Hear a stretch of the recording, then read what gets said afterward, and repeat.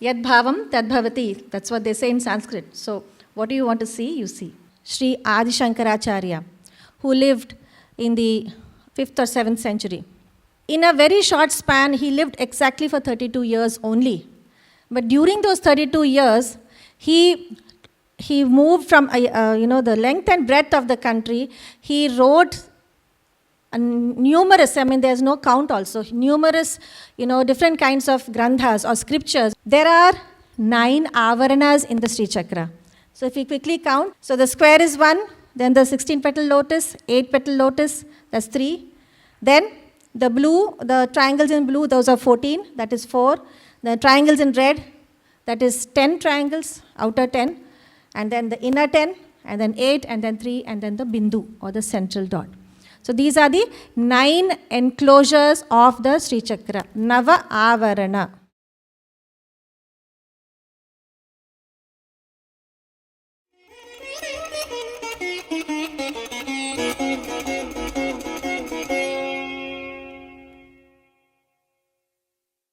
One of the quotes from the mother, and I may be paraphrasing it, forgive me if I say it wrong, but the essence is, if you treat anything as if it has come from the divine, then indeed it becomes so.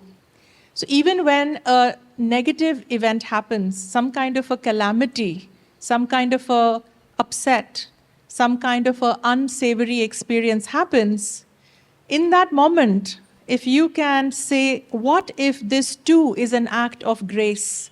What if this too has been sent by the divine?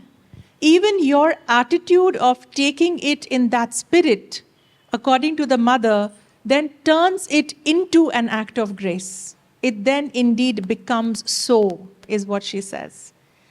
And today, day 9, happens to be the anniversary of the supramental descent. It is the day of truth. And beyond everything is truth, Today is the day to claim your truth, to speak your truth, to know your truth.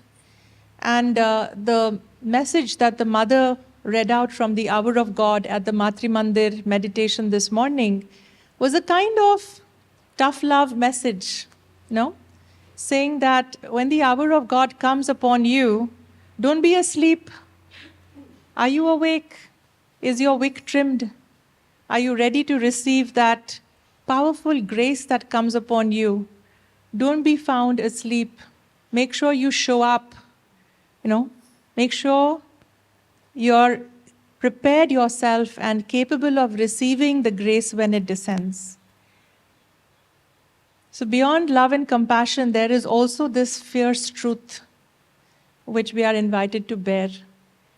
And today is the day of that truth, and we are invited to trust that in that truth, on the other side of that truth, is a deeper love and a deeper compassion beyond this superficial one that we may expect from the beloved and from God. Right? So with that, we have today's speakers. Very, very beautiful, powerful day. We begin with the Devipuram sisters. And now they're going to take us into the power of the Sri Yantra that's made up of 9 triangles. It's part of our logo. And they're also going to talk to us about the Navadurga, so the archetype of the Divine Mother that has 9 faces and 9 aspects, and what is the role or the cosmic function of the 9 faces of the goddess as the Navadurga. So that is their Mrs. Rama Kandarpa is a civil engineer by qualification, but a development practitioner by experience. Her primary focus has been on institutional development with over 20 years of experience, both in the NGO and corporate sectors. The youngest, the third daughter of Guruji Sri Amritananda, she received the mantra diksha from Guruji in her teens and learned the various rituals, including Homa. Rama manages the Sri Vidya Trust, Devipuram, and strives to ensure the goal of providing global access to Sri Vidya using technology, active learning methods, and communication. She's engaged in the conducting and sharing of the spiritual practices at Devipuram and other locations. Sri Matre Namaha. Sri Gurubhyo Namaha. Thank you, Nilima, for that warm welcome. So you've been through the different, the numbers, the Swarna Sankhya from 1 all the way, and today we're going to be talking about 9. But as we go through that, we'll just start with something that is very familiar for all of us. I know all of you are coming from various places around the world. So we'll go through things which are already familiar with us, and then we will venture into the unknown. So Nava in Sanskrit has several meanings, one of which is 9. The other means new. So 9. And let us see what all these representations are. So the word magical, ma-gical, ma. Ma means mother. So 9 represents, one of the representations is also the Navadurgas. It holds a very exalted place in Hindu spirituality, numerology, astrology, and it's seen as a magical container for all experiences. Let's just go through, we've come from different places across the world. What has been the place of the number 9 in different cultures? So in the Chinese culture, it is considered extremely auspicious, associated with a concept called Zhu, meaning long-lasting or eternity. And this is something, kind of a refrain that we'll find across several cultures. In the Assyrian civilization, it is actually, you can see it's spelled as Nineveh, but it's pronounced Ninva. So it is the city, it's a very ancient city, a civilization in the Assyrian civilization. And it is believed to have a connection with the number 9, and there are several stories and several things associated with that. It represents across cultures completion, wholeness, and the culmination of a cycle. In Celtic mythology, we have 9 sacred trees which are associated with special events. In the Celtic tree calendar, a tree calendar, that's so nice. These include the oak, ash, hawthorn, birch, willow, holly, hazel, vine, and a tree called elder. Similarly, in the Greek mythology, you have the concept of the 9 muses, across, who provided inspiration in literature, science, and also the arts. So here again, number symbolizes the completeness of artistic inspiration. Then, in the Egyptian mythology, you have the number 9 is associated with something called the Ennead, a group of 9 deities who are supposed to govern the different parts in the cosmos and oversee major aspects of creation.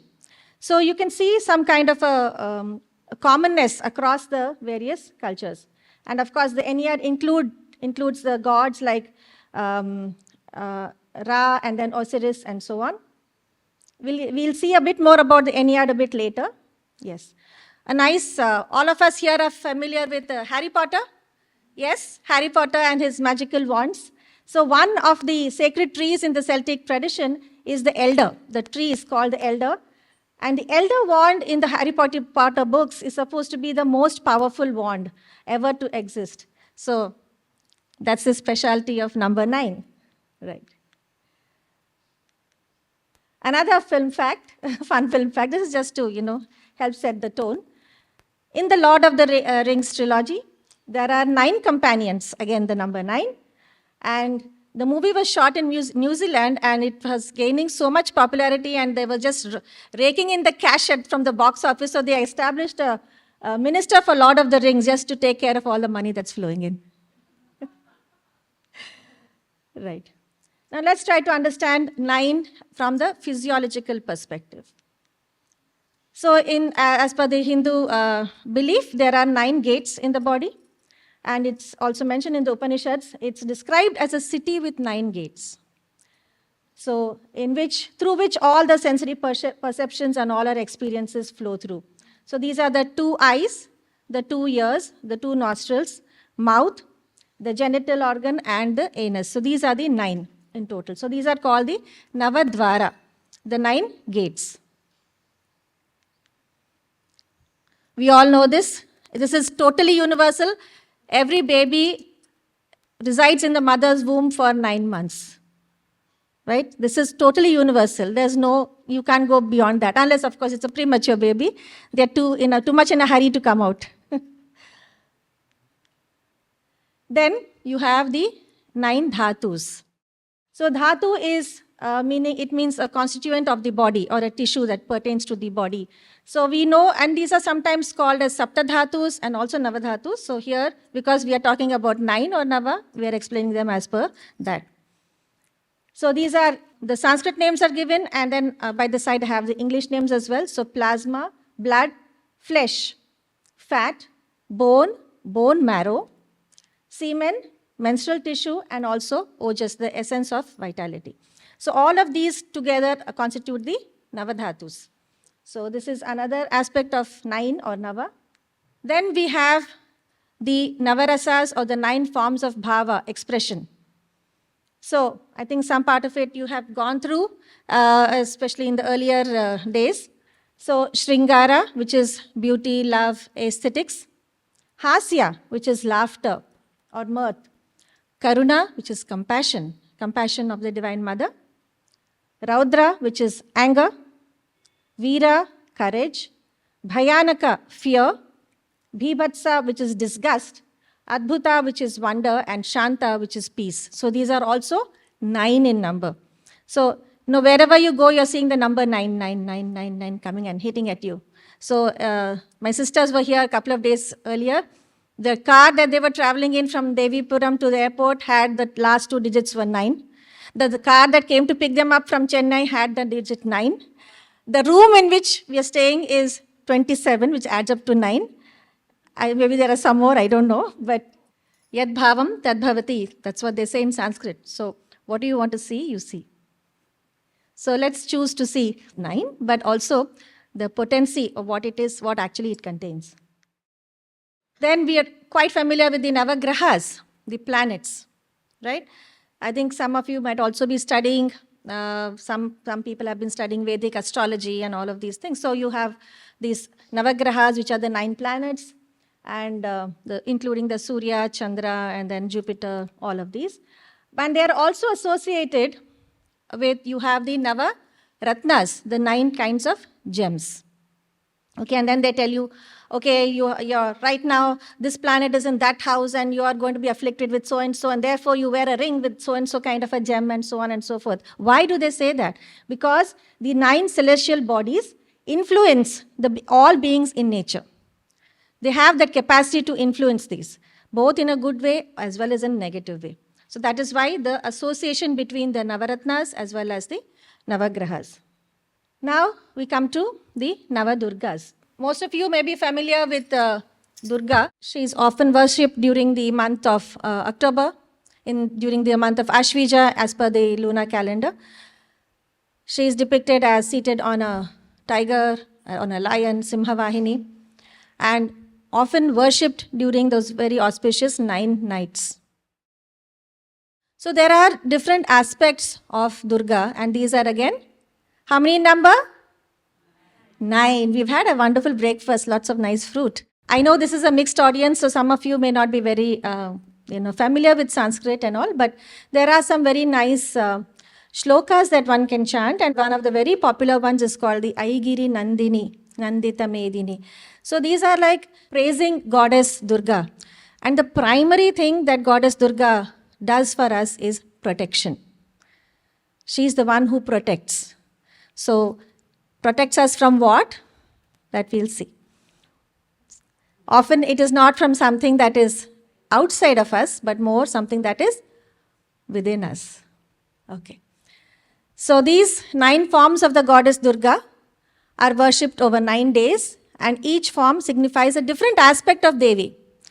So Devi means the universal mother, the divine mother, goddess. And it is there's something called the Durga or the Chandi Kavach. So in that, you have all the names of these goddesses. Pradhamam Shailaputri cha, Dvitiyam Brahmacharini, Tritiyam Chandraghanteti, Kushmandeti Chaturthakam, and so on and so forth, right? So we'll go through all of these. So the names themselves kind of indicate who they are, Shailaputri means daughter of the mountains. So she is the daughter of Himawat. And she represents purity, divine strength, and the essence of Mother Nature. Then we have Brahmacharini. So all of us know the word Brahmacharya or Brahmachari, right? So which is to be, abstaining from several things and leading a life or spiritual life. So who practices strict religious austerity. So that is Brahmacharini. She is depicted as an ascetic woman and symbolizes dedication to her spiritual practices and self-discipline. So all of these aspects of the mother of Durga are qualities or traits that we also have to, keep starting to understand and to also imbibe within us. It's not that you can just take one of them, pick one at your own will and choose and go ahead with that. No, all of these will be there, a part of our own psyche. And we have to learn to understand, to go with them, and then she will lead us. Devi herself will guide us as to what is necessary for us in this lifetime. I'll come back to the lifetime a bit later, but yes. The third one is called Chandra Ghanta. Chandra means moon, Ghanta means a bell. So she has the crescent moon on her forehead in the shape of a bell. The crescent moon is in the shape of the bell. She represents courage, bravery, and protection from all evil forces. Then, Kushmanda. So Kushmanda represents the cosmic womb. So she created this entire universe with her divine smile. Can you just imagine that?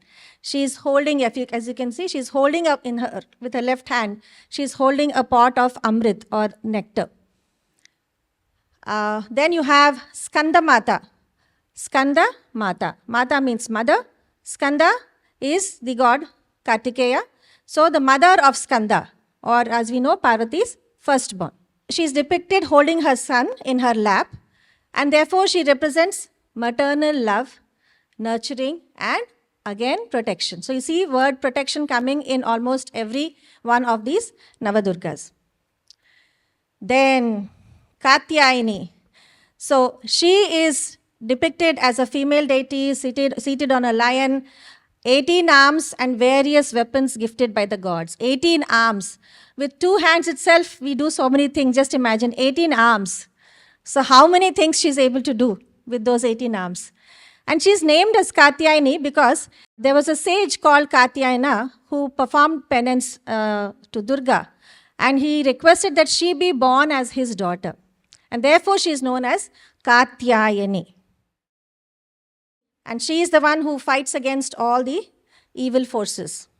So here we have Kalaratri, literally meaning the dark night, representing the destructive aspect of time, and she is again worshipped for protection from negative forces.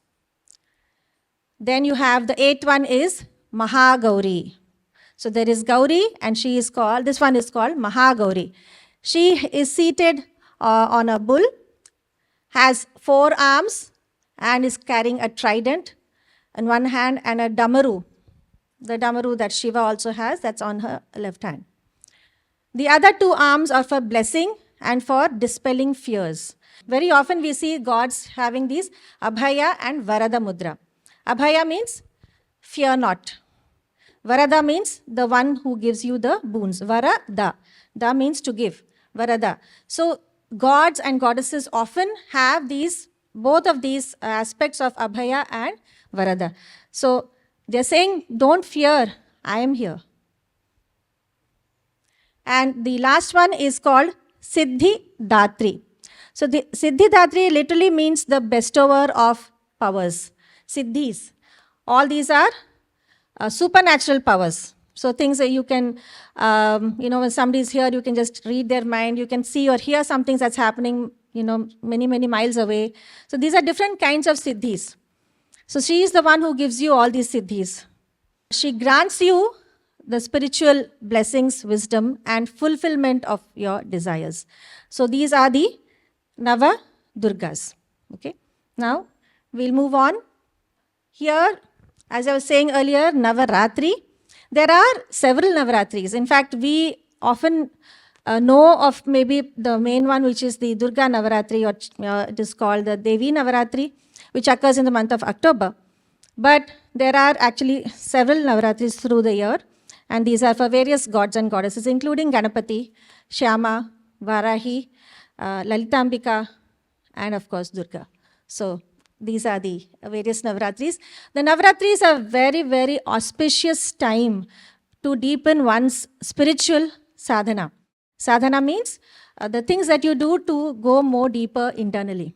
It could be mantras chanting, it could be chanting of hymns or stotras in praise of the gods and goddesses, it could be anything. But where you are totally focused on these spiritual aspects of your life. You are closing yourself to other external aspects. Okay, and you're just totally focusing on these.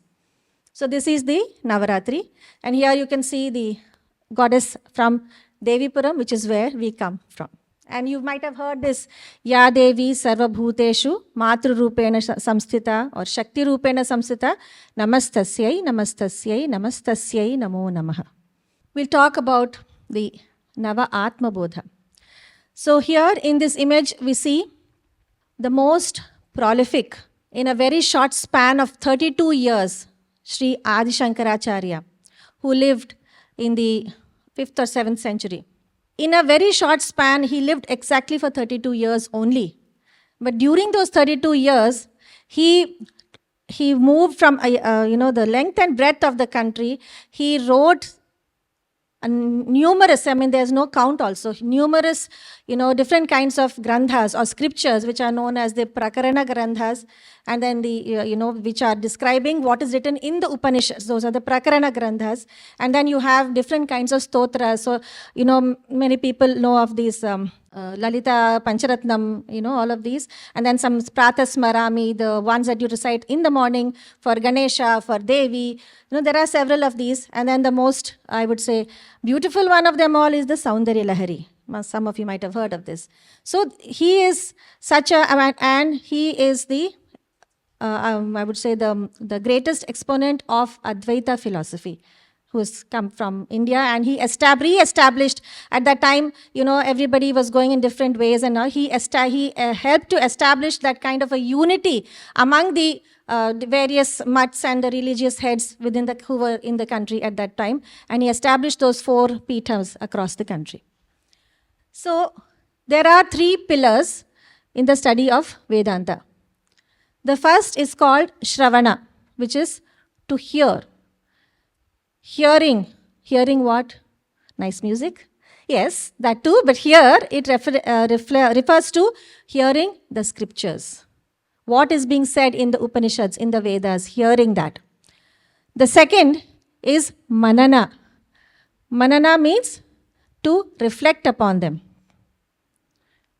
So first is hearing them, second is reflecting upon them. Just not hearing them and then going about and doing your stuff. No, reflection is an extremely important aspect of this whole thing.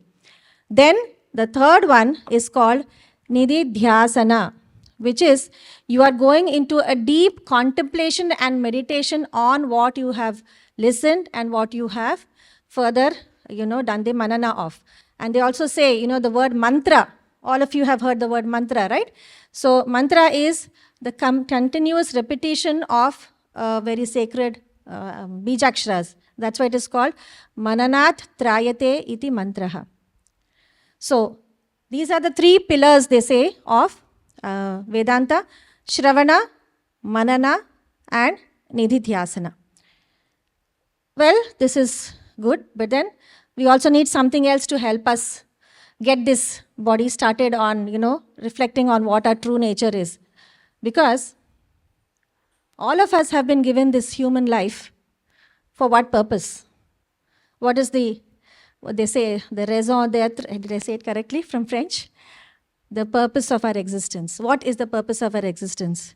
Yes, it may be to have a good career, marry, have children, enjoy all the good things in life. Is that it? Is there something more? What is the true purpose of our life? Some of you here, I think most of you here, have received the Kalavahana. In the Kalavahana, you were worshipped as the goddess herself. And the primary thing there is to start that spiritual journey within yourself. The Kundalini Shakti, the arising of the Kundalini Shakti who is residing between the Mooladhara and the Swadhisthana. So that is the primary reason why the Kalavahana is done. To understand that we have a spiritual purpose. To start working towards that spiritual goal. Of course, all of you already know that, and that's why you're here. Without that, you would not be here. There are so many people who are not here, right? The reason you're here is because you already have that. But we have to continuously remind ourselves of that. So what is it that is going to help us in that? Now, they say there are 4 things that one needs to do. One is Viveka. The next is Vairagya. The third is called Shat Sampatti. And the fourth one is called Mumukshatva. Okay, I'll explain all of these. And then the third one is again divided into several, so we'll go through those. So the first one is Viveka. Viveka is basically a sense of discernment to understand what is real, what is not real. So this body, real, not real. I want to have some apples right now, real, not real. So this sense of discrimination.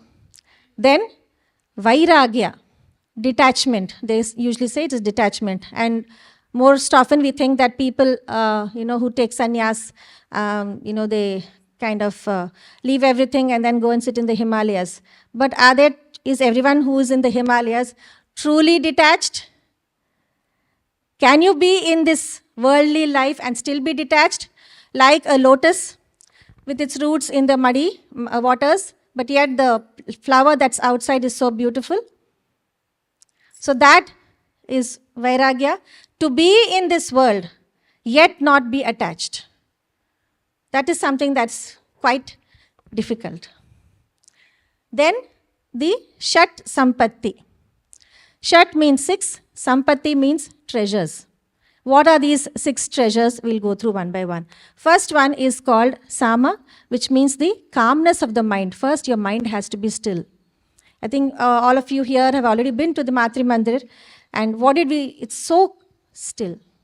What does that external stillness help us to do? It helps us to calm the internal mind. Even though the external world was still, it takes a while for you to start calming that internal mind of yours down, correct? So the first one is calmness of the mind. The second of the Shat Sampatti is Dhamma, control of the senses. Oh boy, this is really, what are the senses? The senses of sight, hearing, smell, touch, and all of these. So the control of that is the second one of the Shat Sampatti. The third one is the withdrawal from worldly activities called Uparati. And then the fourth one is the Titiksha, which is the endurance of the opposites. Whether it is hot or cold, you should not be worried about that. Joy or suffering, it's okay. Everything is the same to me. In the Bhagavad Gita, there is also this concept of the Sthita Prajnata, which is similar in nature. So these are the things this is the path that one needs to go along. Okay? Yeah. Then you have this Samadhana, which is complete concentration. So as you can see, this is a progression, right? You have to start with Viveka, start to understand, yes, this is real, this is not real. And then move towards Vairagya. Nobody is asking you, everybody, to go and stay in the Himalayas, abstain from everything and go. Because the world has to go on. We need all of these activities as well. But do your activities, do your worldly activities, don't be attached to them. So that is what you need to do. So the Samadhana is a complete concentration. Shraddha is the unwavering faith. In faith in what? In the scriptures, in your guru.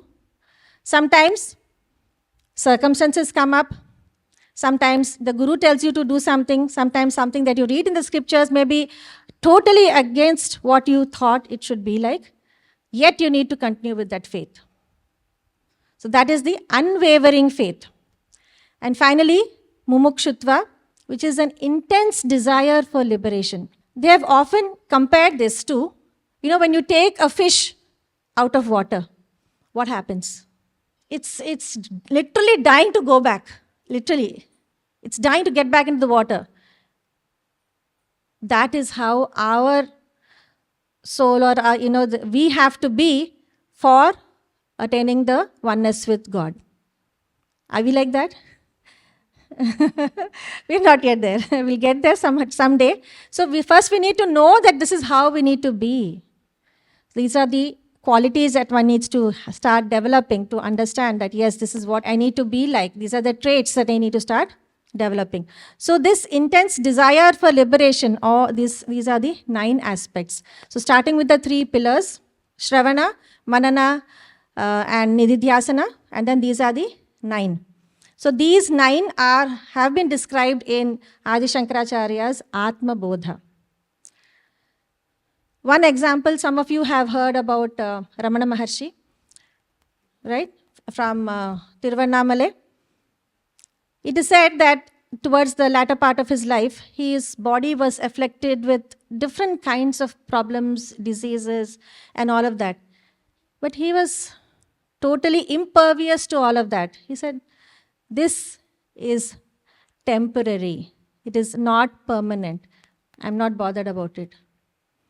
But the moment we feel dizzy, we can't get a meal that day, we start shaking, right? But that is the level that we need to aspire for. Know what is true, what is not true. Know what is real, not real. And focus on the real aspects.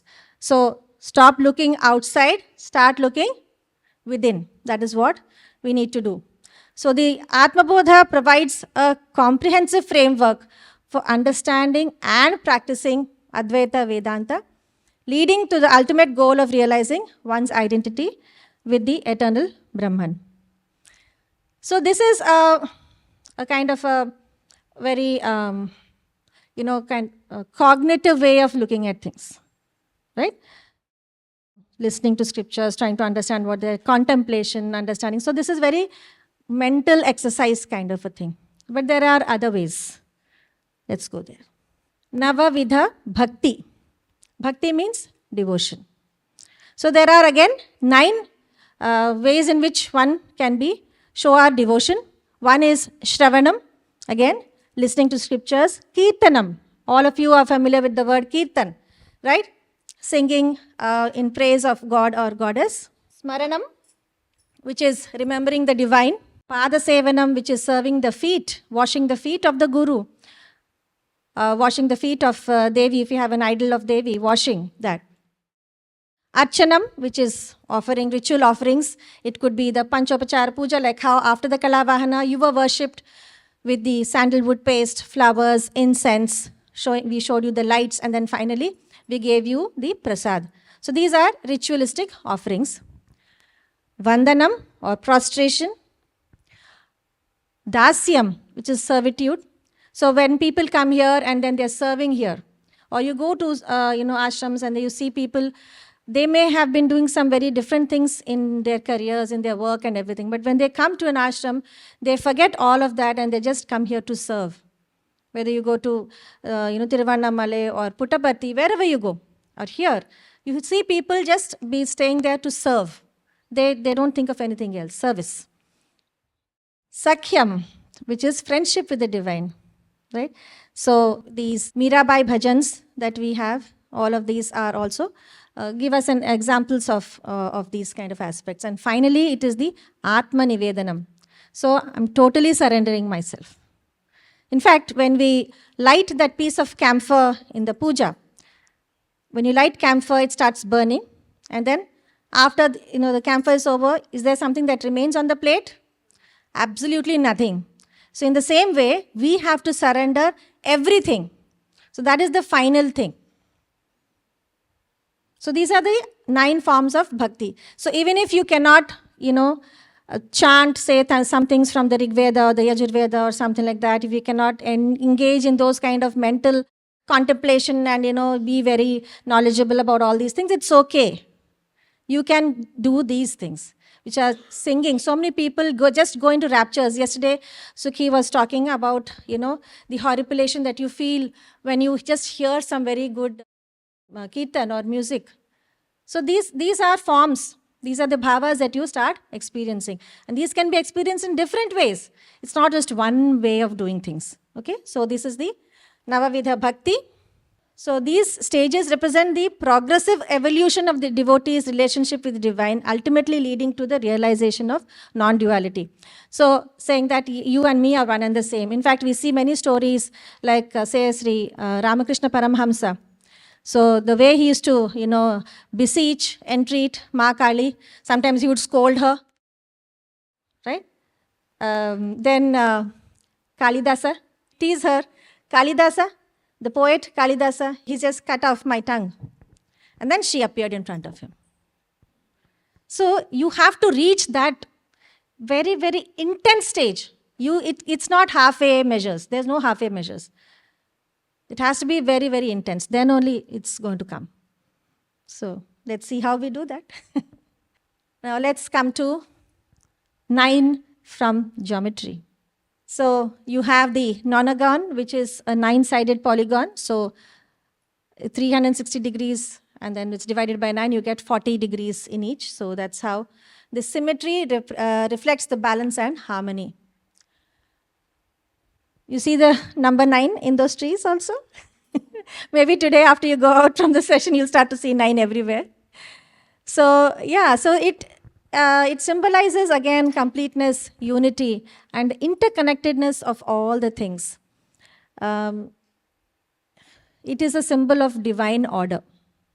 What do we know about 9? When we were children, we all you have this thing of, saying the tables. So 5 times table is like 5 ones are 5, 5 twos are 10, and so on. But the 9 table always the easiest. Because you write, in the first one, you just write 0, 9. So the first digit is 0, 1, 2, 3, 4, 5, 6, 7. And then last one starts from 9, 8, 7, 6, 5, 4. And there you've got the 9 times table. So, which goes to say that when 9 is multiplied with any digit, the resulting number, you add the digits up, it again totals up to 9.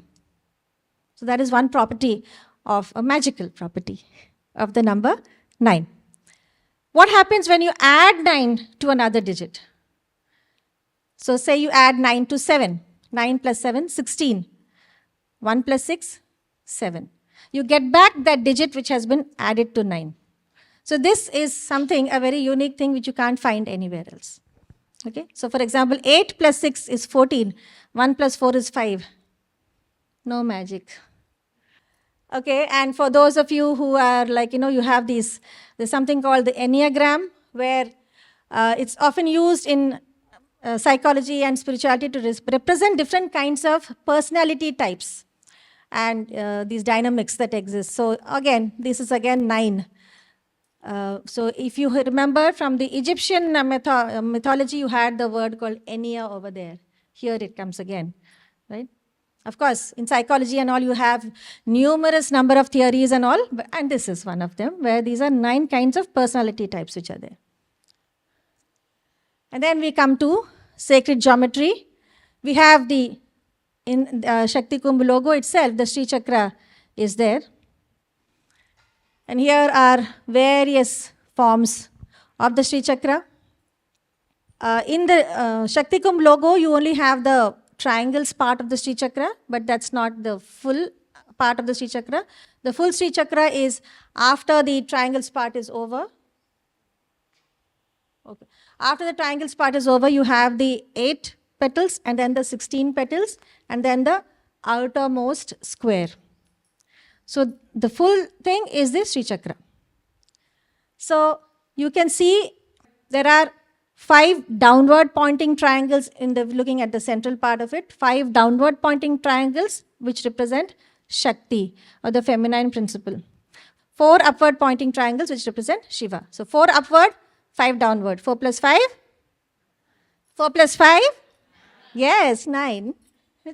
And there are 9 avaranas in the Sri Chakra. So if we quickly count, so the square is 1, then the 16 petal lotus, 8 petal lotus, that's 3. Then The blue, the triangles in blue, those are 14, that is 4. The triangles in red, that is 10 triangles, outer 10, and then the inner 10, and then 8, and then 3, and then the bindu, or the central dot. So these are the 9 enclosures of the Sri Chakra, Nava Avarana. And the puja that is done to a Sri Chakra is known as the Nava Avarana Puja. It is said to be the highest form of worship. The Sri Chakra is the yantra of goddess Lalita Mahatripura Sundari herself. And the puja that is done to the Sri Chakra is the highest form of worship that is there. So that is about the Sri Chakra. And here, this is where we come from, Devipuram. The temple itself has been constructed in the form of the Sri Chakra. A temple in the form of a Sri Chakra that you can walk into. It's 108 feet by 108 feet on the floor and rises up a majestic 54 feet in height. And inside you find all the deities, all the devatas who reside in the Sri Chakra. All of them are there. You can sit there, meditate upon them, offer puja to them, offer abhishekam. All of these are possible. To do that, you need to come to Devipuram.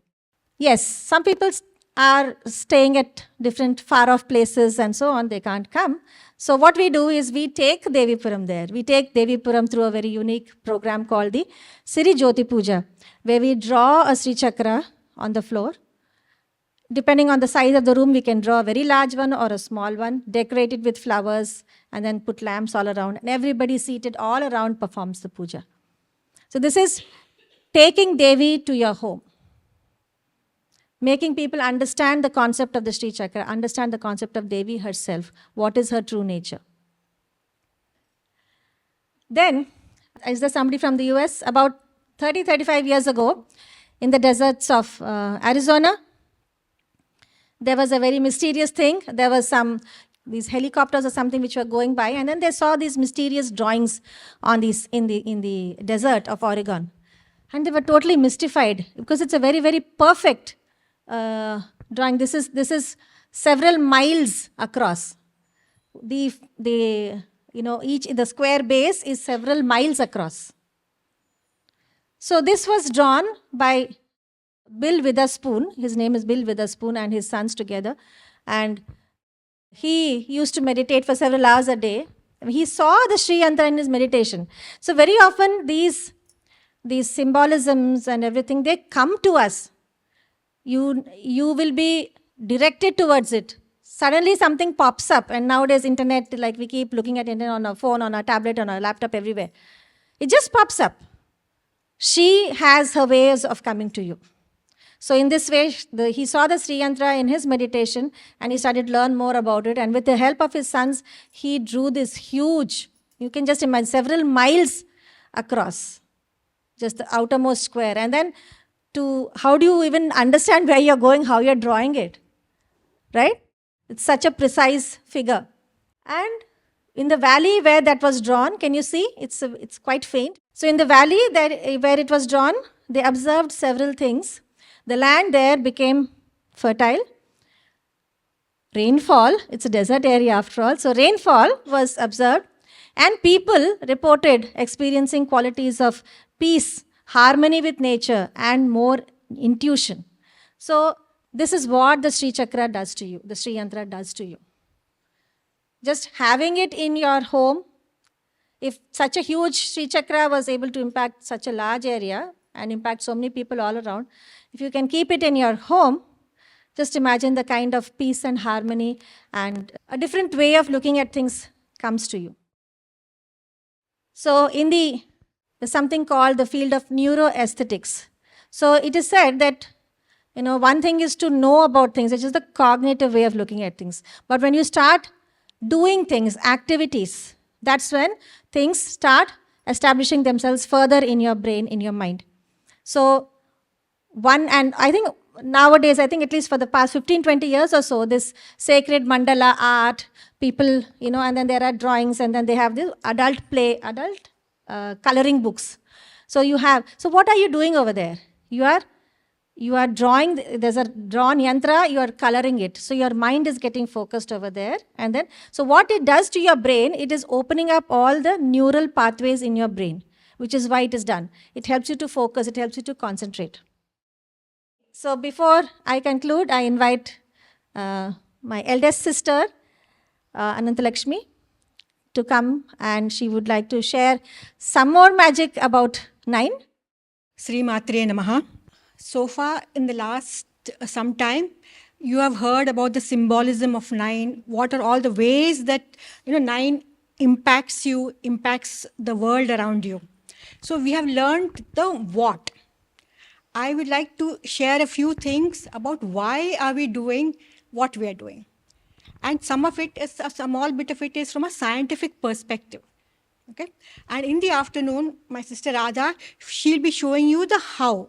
The how to draw the Sri Chakra part. So we've covered the what, we'll be covering the why, and we'll be covering the how. So hopefully a holistic view of things.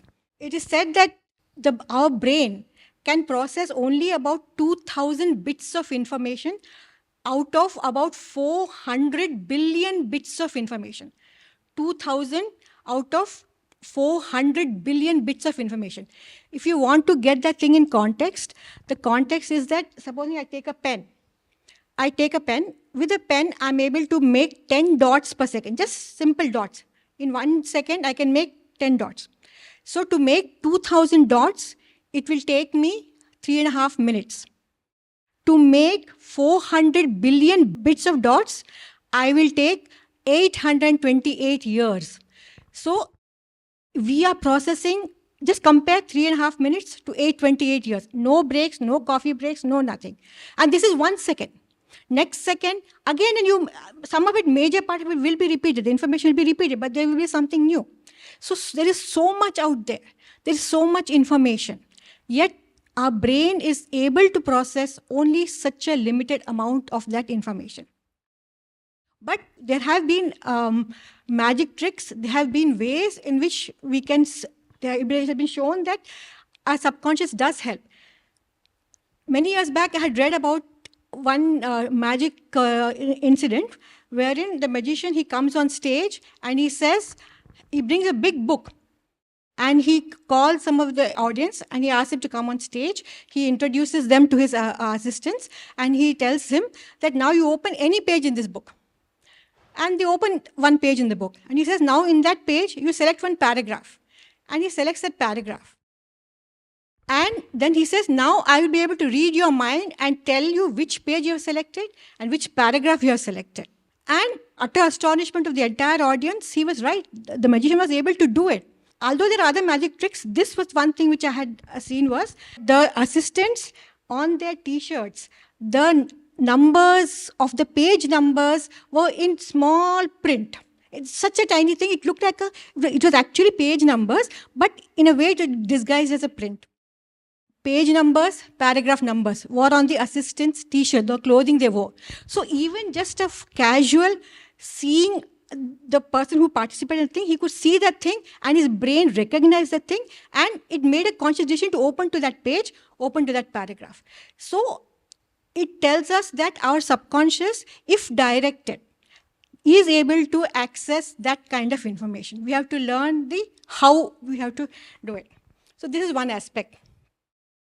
The next aspect is that we think we are such a physical form of a body. We think we weigh so many kilos, we focus on our calories and things like that. End of the day, but between the atoms, between the electrons and the neutrons, there is so much of space, so much empty space, that if there was a way to remove the physical part aside and keep all the empty space aside, our physical part would be a speck of dust. That's it, nothing more than that. One speck of dust. And the entire humanity, physical part, would occupy no less than 1 teaspoon. Entire humanity, just imagine. Rest of it is space, empty space. We think it's empty, but there is energy there. There is information there. All of us have gone to the Matru Mandir, the inner chamber. Physically, there's just pillars. There's some place for some people to sit. There's a globe. There's an opening. There's so much openness. You think that's empty. But can any of us say that that is empty? That has so much energy, so much information. Now, Dr. William Teller, he was the professor emeritus at Stanford University. So what he has said was that the future of what we are going to be able to do, the future is if man is able to access the information and the energy from the spaces between the atoms. Some of it we're already doing, atomic energy, and the spaces between the stars, between the galaxies, that is the future. So that is the way to go. This is one part of it. Then today morning, about 3 o'clock in the morning, a very close friend of mine, she's from the US, she calls me. And normally she knows my timing. It's never that she would call me just out of random or by forgetting. But she called me at 3 o'clock in the morning. And I didn't pick up, I was still half asleep. But having got up, I said, okay, let me just look at a few more things. And I came across Nikola Tesla. Nikola Tesla, he also talks about the magic of 3, 6, and 9. And what he says is, these three numbers of 3, 6, and 9, they are the only numbers which do not lose their energy. They exist as energy without losing their separate identity. And in fact, he had, I think, suggested one method of manifestation, which is called Nikola Tesla's 369 manifestation. And because it came to me from my friend today morning, about 3 o'clock in the morning, and her birthday corresponds to 369. So I thought I should definitely share this with you. And when I checked online, there were YouTube videos, TikTok videos. And it's very simple, I believe, this method of manifestation. What it says is, you write down as soon as you get up, you write down what is it that you choose, what is it that you desire for 3 times in the morning. Same day, 6 times in the afternoon, 9 times in the evening. And do this for about 21 days, 44 days. That's it. That's what I've seen. I wanted to see more. I didn't have the time. But this is the basis of what I've seen. And like I said, because I've seen the coincidences which have come once we start looking at this 9, I thought I would definitely share this thing with you. So all of us, like what Rama said, once we are, given something topic to talk about, those things start coming to you. So we have to be aware and be able to accept, understand, accept. And Dr. Tiller had said, we have to gain access to that knowledge which is there out in the stars, out in this thing. Then we have to be able to extract that information and then able to harness that information. How can we harness that information for the good of humanity? So with these words, I would like to conclude.